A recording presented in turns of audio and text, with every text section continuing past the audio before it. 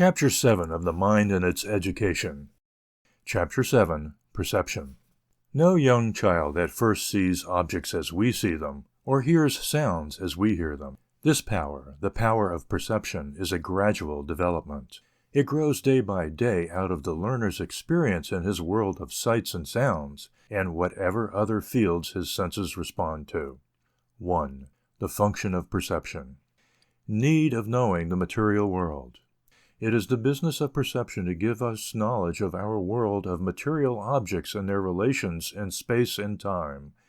The material world which we enter through the gateways of the senses is more marvelous by far than any fairy world created by the fancy of storytellers, for it contains the elements of all they have conceived and much more besides.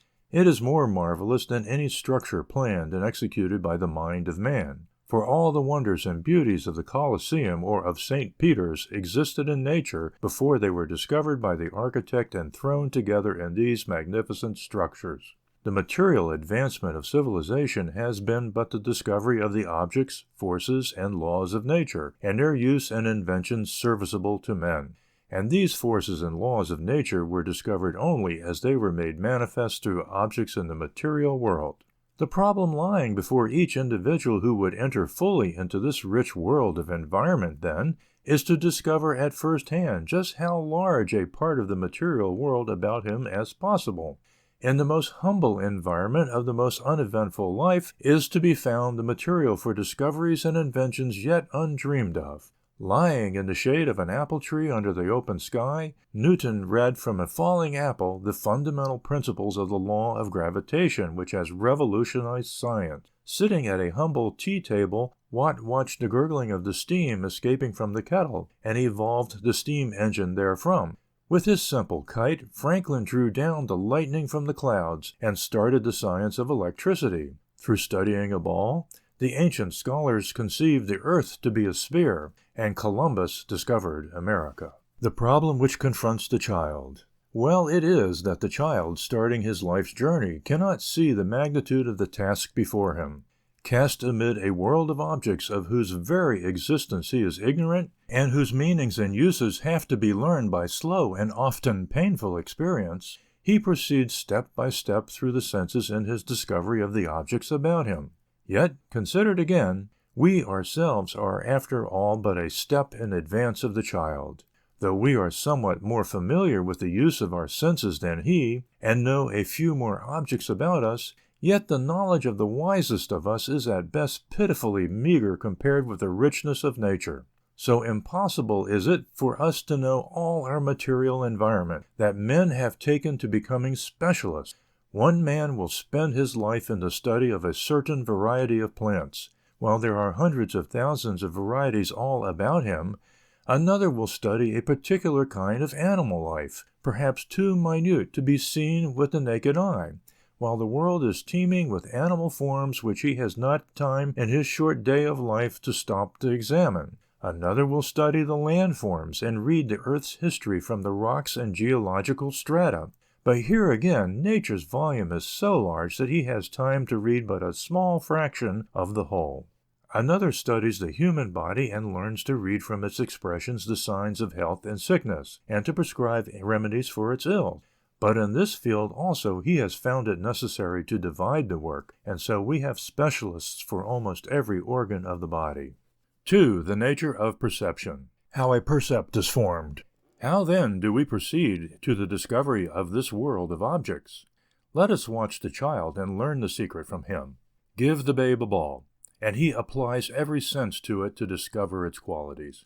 He stares at it, he takes it in his hands and turns it over and around, he lifts it, he strokes it, he punches it and jabs it, he puts it to his mouth and bites it, he drops it, he throws it, and creeps after it.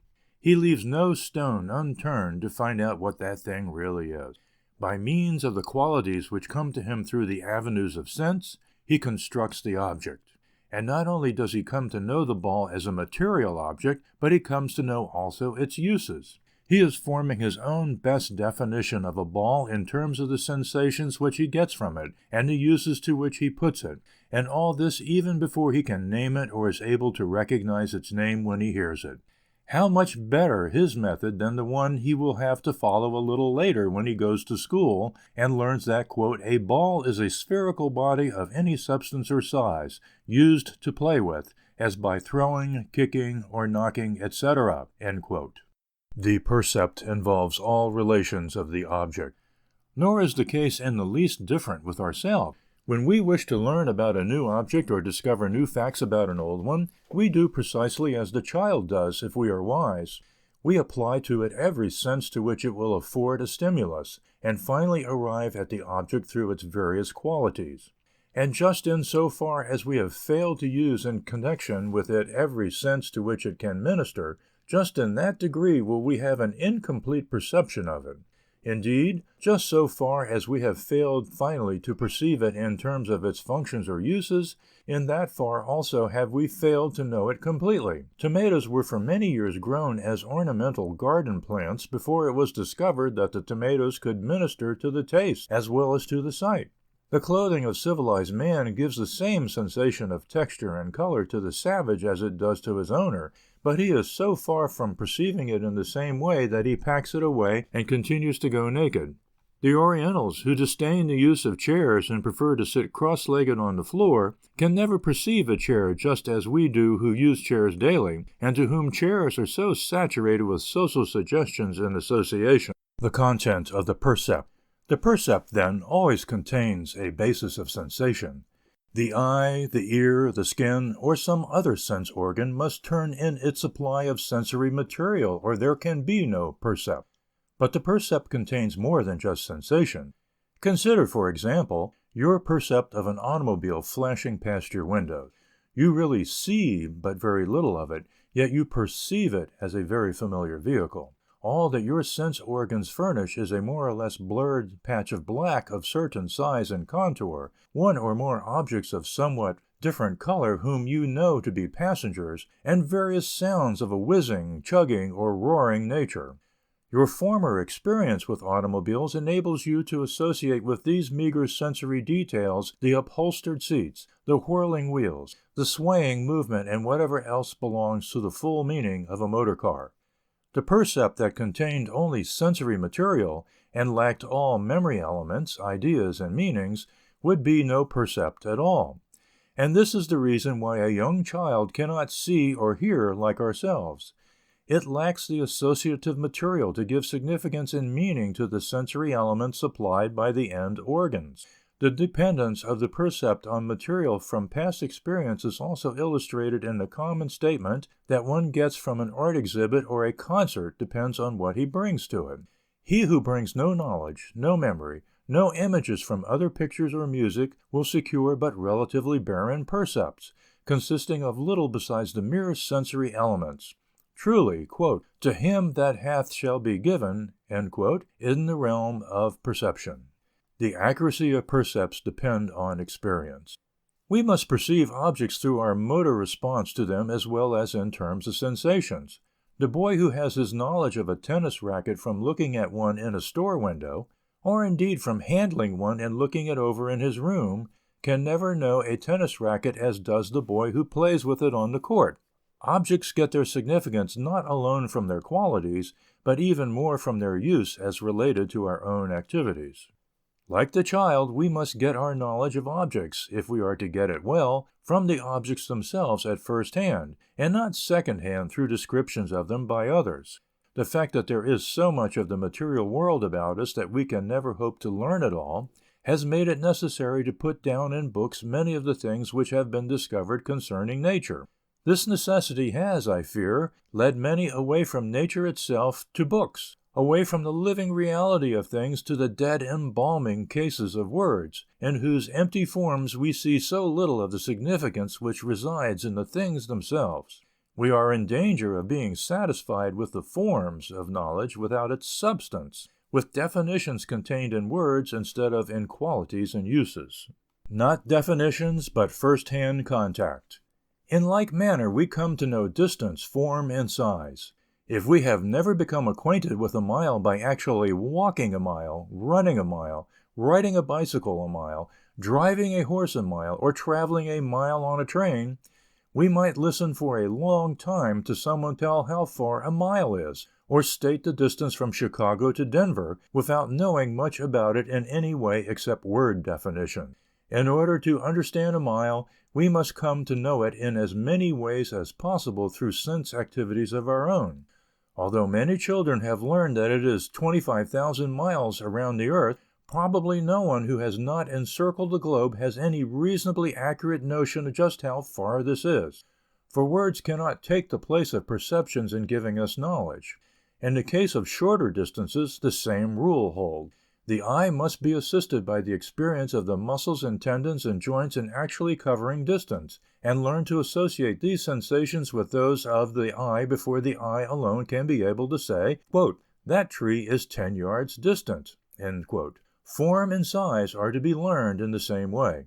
The hands must actually touch and handle the object, experiencing its hardness or smoothness, the way this curve and that angle feels, the amount of muscular energy it takes to pass the hand over this surface and along that line, the eye taking note all the while, before the eye can tell at a glance that yonder object is a sphere and that this surface is 2 feet on the edge. 3. The perception of space. Many have been the philosophical controversies over the nature of space and our perception of it. The psychologists have even quarreled concerning whether we possess an innate sense of space, or whether it is a product of experience and training. Fortunately, for our present purpose, we shall not need to concern ourselves with either of these controversies. For our discussion, we may accept space for what common sense understands it to be. As to our sense of space, whatever of this we may possess at birth, it certainly has to be developed by use and experience to become of practical value. In the perception of space, we must come to perceive distance, direction, size, and form. As a matter of fact, however, size is but so much distance, and form is but so much distance in this, that, or the other direction. The perceiving of distance. Undoubtedly, the eye comes to be our chief dependence in determining distance, yet the muscle and joint senses give us our earliest knowledge of distance. The babe reaches for the moon simply because the eye does not tell it that the moon is out of reach. Only as the child reaches for its playthings, creeps or walks after them, and in 1,000 ways uses its muscles and joints in measuring distance, does the perception of distance become dependable. At the same time, the eye is slowly developing its power of judging distance. But not for several years does visual perception of distance become in any degree accurate. The eye's perception of distance depends in part on the sensations arising from the muscles controlling the eye, probably in part from the adjustment of the lens, and in part from the retinal image. If one tries to look at the tip of his nose, he easily feels the muscle strain caused by the required angle of adjustment. We come unconsciously to associate distance with the muscle sensations arising from the different angles of vision. The part played by the retinal image in judging distance is easily understood in looking at 2 trees, one 30 feet and the other 300 feet distant. We note that the nearer tree shows the detail of the bark and leaves, while the more distant one lacks this detail. The nearer tree also reflects more light and color than the one farther away. These minute differences, registered as they are on the retinal image, come to stand for so much of distance. The ear also learns to perceive distance through differences in the quality and the intensity of sound. Auditory perception of distance is, however, never very accurate. The perceiving of direction. The motor senses probably give us our first perception of direction as they do of distance. The child has to reach this way or that way for his rattle, turn the eyes or head so far in order to see an interesting object, twist the body, crawl or walk to one side or the other to secure his bottle. In these experiences he is gaining his first knowledge of direction. Along with these muscle joint experiences, the eye is also being trained. The position of the image on the retina comes to stand for direction, and the eye finally develops so remarkable a sense of perceiving direction that a picture hung a half-inch out of plumb is a source of annoyance. The ear develops some skill in the perception of direction, but is less dependable than the eye. 4. The perception of time. The philosophers and psychologists agree little better about our sense of time than they do about our sense of space. Of this much, however, we may be certain. Our perception of time is subject to development and training. Nature of the time sense. How we perceive time is not so well understood as our perception of space. It is evident, however, that our idea of time is simpler than our idea of space. It has less content, less that we can describe. Probably the most fundamental part of our idea of time is progression, or change, without which it is difficult to think of time at all. The question then becomes, how do we perceive change, or succession? If one looks in upon his thought stream, he finds that the movement of consciousness is not uniformly continuous, but that his thought moves in pulses, or short rushes, so to speak. When we are seeking for some fact or conclusion, there is a moment of expectancy, or poising, and then the leap forward to the desired point or conclusion, from which an immediate start is taken for the next objective point of our thinking. It is probable that our sense of the few seconds of passing time that we call the immediate present consists of the recognition of the succession of these pulsations of consciousness, together with certain organic rhythms, such as heartbeat and breathing. No perception of empty time.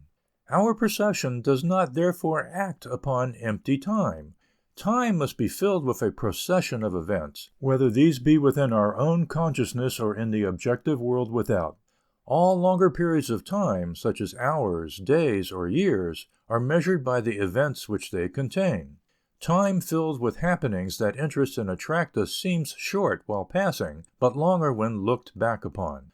On the other hand, time relatively empty of interesting experience hangs heavy on our hands in passing, but, viewed in retrospect, seems short. A fortnight of travel passes more quickly than a fortnight of illness, but yields many more events for the memory to review as the "filling" for time. Probably no one has any very accurate feeling of the length, that is, the actual duration of a year, or even of a month. We therefore divide time into convenient units, as weeks, months, years, and centuries.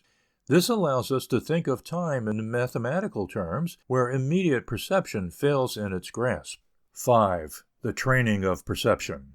In the physical world as in the spiritual, there are many people who, "having eyes, see not, and ears, hear not." For the ability to perceive accurately and richly in the world of physical objects depends not alone on good sense organs, but also on interest and the habit of observation. It is easy if we are indifferent or untrained to look at a beautiful landscape, a picture or a cathedral without seeing it. It is easy if we lack interest or skill to listen to an orchestra or the myriad sounds of nature without hearing them. Perception needs to be trained. Training in perception does not depend entirely on the work of the school, for the world about us exerts a constant appeal to our senses. 1,000 sights, sounds, contacts, tastes, smells, or other sensations hourly throng in upon us, and the appeal is irresistible. We must in some degree attend. We must observe. Yet it cannot be denied that most of us are relatively unskilled in perception. We do not know how, or take the trouble to observe. For example, a stranger was brought into the classroom and introduced by the instructor to a class of 50 college students in psychology. The class thought the stranger was to address them, and looked at him with mild curiosity. But after standing before them for a few moments, he suddenly withdrew, as had been arranged by the instructor. The class were then asked to write such a description of the stranger as would enable a person who had never seen him to identify him. But so poor had been the observation of the class that they ascribed to him clothes of 4 different colors, eyes and hairs each of 3 different colors, a tie of many different hues, height ranging from 5 feet and 4 inches to over 6 feet, age from 28 to 45 years, and many other details as wide of the mark. Nor is it probable that this particular class was below the average in the power of perception. School training in perception. The school can do much in training the perception, but to accomplish this, the child must constantly be brought into immediate contact with the physical world about him and taught to observe. Books must not be substituted for things. Definitions must not take the place of experiment or discovery. Geography and nature study should be taught largely out of doors, and the lessons assigned should take the child into the open for observation and investigation.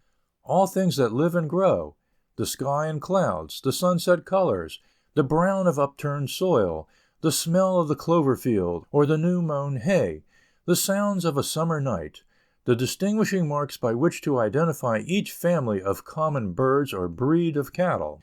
These and 1,000 other things that appeal to us from the simplest environment afford a rich opportunity for training the perception. And he who has learned to observe, and who is alert to the appeal of nature, has no small part in his education already assured. 6. Problems in observation and introspection. 1. Test your power of observation by walking rapidly past a well-filled store window and then seeing how many of the objects you can name. 2. Suppose a tailor, a bootblack, a physician, and a detective are standing on the street corner as you pass by. What will each one be most likely to observe about you? Why? 3. Observe carefully green trees at a distance of a few rods, a quarter of a mile, several miles. Describe differences: 1. In color, 2. In brightness, or light, and 3. In detail. 4. How many common birds can you identify? How many kinds of trees, of wildflowers, of weeds? 5. Observe the work of an elementary school for the purpose of determining a. Whether the instruction in geography, nature study, agriculture, etc., calls for the use of the eyes, ears, and fingers. b. Whether definitions are used in place of first-hand information in any subjects. c. Whether the assignment of lessons to pupils includes work that would require the use of the senses, especially out of doors. d. Whether the work offered in arithmetic demands the use of the senses as well as the reason. e. Whether the language lessons make use of the power of observation. End of Chapter 7.